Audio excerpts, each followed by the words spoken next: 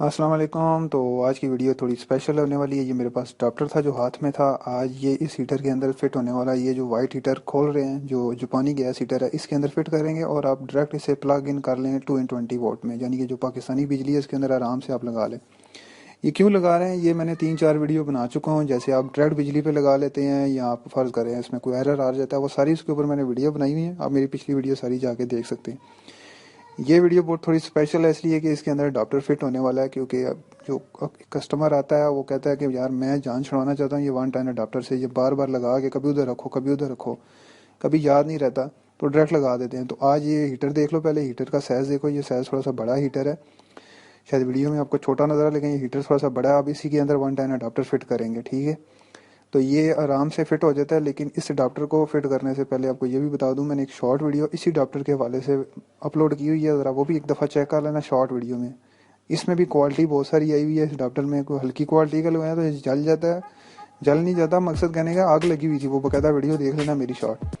तो ये इसको मैं जो सा ना आज इसके इस हीटर के अंदर जो है ये वन टाइम अडाप्टर फिट करने लगे हैं। जो आप बाहर लगाते हैं ना वो इसी के अंदर फिट करने हैं। और ये कोई नया काम नहीं है हमारे पास। मैं पिछली भी वीडियो में बता चुके हैं, इस वीडियो में बता देता हूँ। हमारे पास 10 से 15 हीटर रोज़ डेली ठीक होने आते हैं और ज़्यादातर प्रॉब्लम यही होती है, क्या नाम है, ये डायरेक्ट लगे होते हैं। तो ये वीडियो देखो। अगर कोई चीज़ इसमें समझ नहीं आती है तो कोई मसला नहीं, मुझे वीडियो के नीचे इस वीडियो से रिलेटेड अगर सवाल जवाब हो तो मैं जवाब दे दूँगा। अगर कोई और का मसला बताओगे जी मेरे पास हीटर है ये मसला है, तो उसमें मैं जवाब नहीं देने वाला। इस वीडियो में देख लो इसके अंदर कैसे ये वन टाइम अडाप्टर फिट हो रहा है और ये काम कैसे करता है, ये देख लो सारा।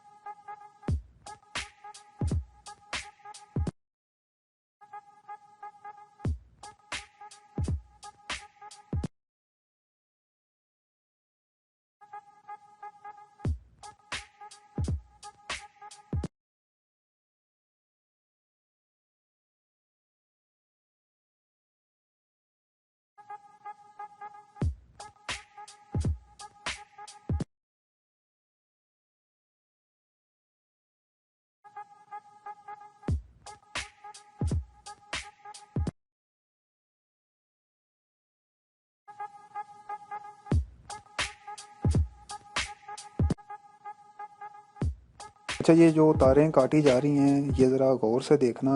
अगर इन तारों में कोई भी अगर आपने देख के अगर काम करना है तो मैं एक दफ़ा मशवरा दूंगा, एक नहीं 2 दफ़ा देखना है, बार बार बल्कि देखना है। तारों को आगे पीछे नहीं करना। ऑलरेडी डॉक्टर के ऊपर लिखा होता है कि ये वाली तार 220 है और दूसरी तार जो सी है ना 110 है, ठीक है। तो ये जहन में रखना। तो तारें गलत नहीं लगा देना। तारें गलत लगाओगे तो ये हीटर भी जलेगा और अडाप्टर भी जल जाएगा। तो गौर से देखते रहना वीडियो को। नहीं समझ बार बार देखो वीडियो को। इसलिए मैंने वीडियो ये बनाई है और सुकून से बनाई है, कोई जल्दी में नहीं बनाई है। तो तसल्ली से देख लेना। फिर भी अगर कुछ रह जाए वीडियो में तो कोई मसला नहीं है, मुझे इस वीडियो के नीचे मैसेज कर देना, मैं फिर भी आपको गाइड कर दूंगा।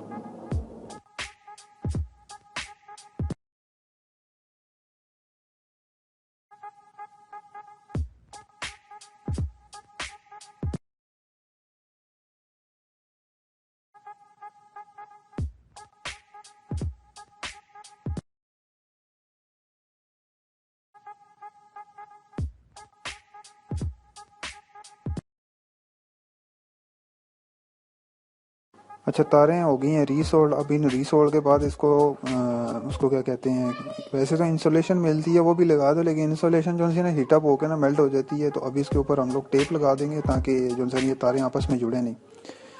जुड़े, आपको भी पता है क्या नाम, अगर ये तारें आपस में जुड़ जाएंगी तो ये स्पार्क करेगा, आग भी लग सकती है। तो बेहतर है कि आपने कोई वीडियो में कोई चीज़ मिस नहीं करनी, कोशिश करना बार बार देखोगे समझोगे तभी आएगी।